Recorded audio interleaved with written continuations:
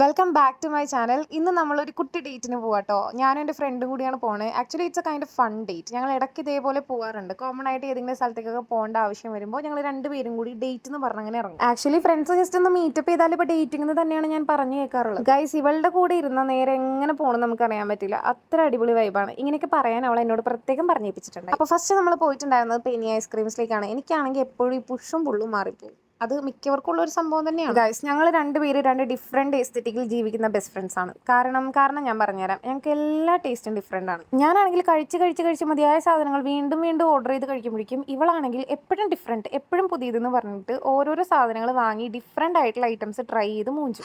അത് പറഞ്ഞപ്പോൾ അവളുടെ എക്സ്പ്രഷൻ നോക്കൂ.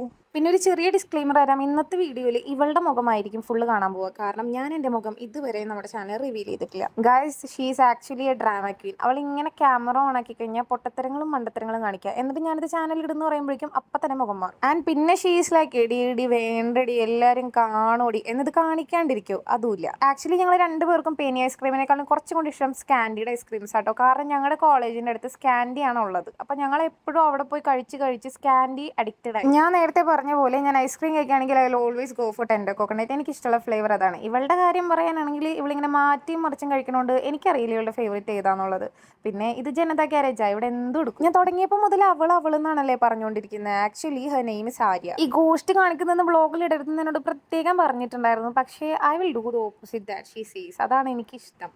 നമ്മളങ്ങനെ നമ്മുടെ പെനി ഐസ്ക്രീംസിൽ നിന്ന് ഇറങ്ങി ഞങ്ങൾ നെക്സ്റ്റ് സ്ഥലത്ത് പോയത് അത് കാണിക്കാൻ കുറച്ച് ബുദ്ധിമുട്ടുള്ളൊരു സ്ഥലമാണ്. ആക്ച്വലി ഞാൻ അടുത്ത വ്ളോഗിലായിട്ട് അതിൻ്റെ കാര്യങ്ങൾ അപ്ഡേറ്റ് ചെയ്യാം. അത് നടക്കോ ഇല്ലയോ എന്നൊന്നും എനിക്ക് യാതൊരുവിധ ഉറപ്പില്ലാത്ത കാരണമാണ് ഞാനത് പറയാത്തത്. സോ നെക്സ്റ്റ് അപ്കമിങ് വീഡിയോസിൽ എന്തായാലും നമ്മളത് ഡിസ്ക്ലോസ് ചെയ്യണതായിരിക്കും. ബസ്സിൽ കയറിയപ്പോൾ മുതൽ അവൾ എന്നോട് ഫുഡ് എന്നാണ് പറഞ്ഞുകൊണ്ടിരിക്കുന്നത്. ഇപ്പോൾ അവൾ ആംഗ്യം കാണിച്ചത് അതാണ്. ആക്ച്വലി ഞങ്ങൾ ഫസ്റ്റ് ഒരു ഹോട്ടലിൽ കയറിയായിരുന്നു ഫുഡ് കഴിക്കാൻ വേണ്ടിയിട്ട്. അപ്പോൾ ഞങ്ങൾ കൈ കഴുകാൻ നിൽക്കുന്ന സമയത്ത് ഒരു പൂച്ച പെറ്റ് കിടക്കുന്ന കണ്ടു. അതോടുകൂടി ഞങ്ങൾ തിരിച്ചിറങ്ങി. പിന്നെ ഒരു 1.5 കിലോമീറ്റർ നടന്നിട്ടാട്ടോ നമ്മൾ ഈ കാണുന്ന കഫേ കണ്ടുപിടിച്ചത്. ഞാൻ ഈ കൊണ്ടുവന്ന് കൊടുക്കുന്ന ബുക്ക് ഉണ്ടല്ലോ, ഇവളുടെ ഫേവറേറ്റ് ബുക്കാണ്. ഇവൾ എപ്പോഴും രാത്രി ഇത് വായിച്ചിട്ടാണ് ഉറങ്ങിയത്. ഇവളിപ്പോൾ ഈ ബുക്ക് എടുത്തേക്കണ എന്തിനാന്ന് വെച്ചിട്ടുണ്ടെങ്കിൽ അവൾക്ക് കുറച്ച് എസ്തെറ്റിക് ആയിട്ടുള്ള കുറച്ച് ഫോട്ടോസ് എടുക്കണം. അതിന് എന്നെ നിർബന്ധിപ്പിച്ചുകൊണ്ടിരിക്കുകയാണ്. അതുകൊണ്ട് ഞാനൊന്ന് വീഡിയോ എടുക്കട്ടെ എന്ന് പറഞ്ഞിട്ട് പോലും അവളത് സമ്മതിക്കാണ്ട് അവളുടെ കുറച്ച് ഫോട്ടോസ് എടുത്ത് കൊടുക്കാൻ പറഞ്ഞിട്ടിരിക്കുക. ഫോട്ടോ ഈ ആംഗിളിൽ എടുക്കണം, ഇങ്ങനെ ഇരിക്കണം എന്നൊക്കെയാണ് അവൾ എന്നോട് പറഞ്ഞുകൊണ്ടിരിക്കുന്നത്. അതിൻ്റെ ഇടയിൽ കൂടി ഈ ടൈറ്റിലും കാണണമെന്ന് അവൾ എന്നോട് പറഞ്ഞു. പറ്റില്ല എന്ന് പറഞ്ഞപ്പോൾ പ്ലീസ് എടി എന്നാണ് പറഞ്ഞത്. ആക്ച്വലി അതിനിടയിൽ കൂടി അവൾ എന്നോട് എന്താണ് ചോക്ലേറ്റ് എന്ന് ചോദിച്ചുകൊണ്ടിരിക്കുക. അപ്പോഴാണ് എനിക്ക് മനസ്സിലായത് ഇവൾ ഇത്രയ്ക്കും വണ്ടിയാണ്. ചുമ്മാ പറഞ്ഞതാട്ടോ. She's my gem.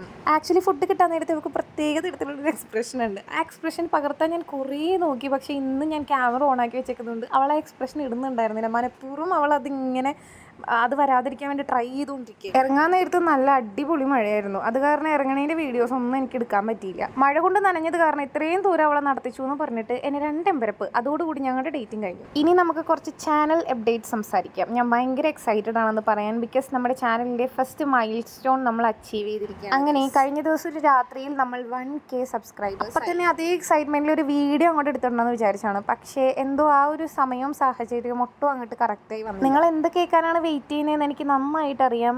Give അവേയുടെ കാര്യമില്ലേ, give away നമ്മൾ ജൂണിന് ചെയ്യുന്നതാണ് കേട്ടോ. ഇപ്പം മഴയൊക്കെ ആയതുകൊണ്ടും പിന്നെ എൻ്റെ പേഴ്സണൽ ആയിട്ടുള്ള കാര്യങ്ങളിൽ കുറച്ച് തിരക്കായതുകൊണ്ടുമാണ് ഞാൻ ഗീവ് അവേയുടെ അപ്ഡേറ്റ്സ് ഒന്നും പറയാത്തത്. ഗീവ് അവേ വിന്നറിനെ സെലക്ട് ചെയ്യാൻ വേണ്ടിയിട്ടുള്ളൊരു വഴി ഞാനിങ്ങനെ ആലോചിച്ചുകൊണ്ടിരിക്കുകയാണ്. ജൂൺ ആകുമ്പോഴേക്കും നമ്മൾ എന്തായാലും അതിനൊരു തീരുമാനം ഉണ്ടാക്കും. ജൂൺ ഫസ്റ്റ് വീക്കിൽ തന്നെ നമ്മൾ ഗീവ് അവേ നടത്തുന്നതാണ്. അപ്പം നിങ്ങളെ ഞാൻ അതിൻ്റെ കൂടുതൽ ഡീറ്റെയിൽസ് ഷോർട്സിലൂടെ അറിയിക്കാം. ഇത്രയും പെട്ടെന്ന് ഇത്രയും വലിയൊരു അച്ചീവ്മെൻറ്റ് തന്ന എൻ്റെ എല്ലാ ഫ്രണ്ട്സിനും വെൽ വിഷേഴ്സിനും 1000 താങ്ക് യു.